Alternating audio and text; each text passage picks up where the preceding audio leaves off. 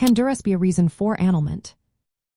Imagine being forced into a marriage because someone threatened your safety or well-being.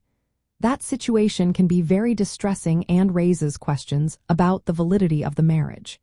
In family law, duress can be a valid reason to seek an annulment. Duress happens when one person is pressured or threatened into marrying against their free will. To get an annulment based on duress, the person wanting to cancel the marriage must prove there was a wrongful act or unlawful threat that overpowered their ability to choose freely. This means the duress must have been the main reason they agreed to marry.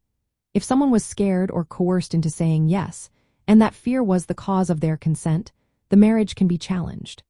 Common examples include threats of physical harm or unlawful threats that leave the person feeling they have no choice but to marry. The law requires clear evidence that the marriage was entered into because of these threats. Just feeling pressured or emotionally influenced does not count as duress. It is important to understand that if the person who was under duress continues to live with their spouse after the threat ends, they might be seen as accepting the marriage. This is called ratification. If they accept the marriage after the coercion stops, it can prevent them from seeking an annulment based on duress. In that case, they might need to pursue a divorce instead.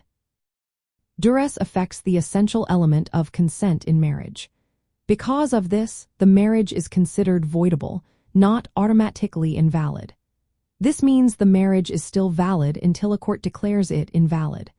The person claiming duress must act quickly once they realize what happened to prevent the marriage from being ratified. In summary, duress can be a reason to annul a marriage because it takes away free and voluntary consent.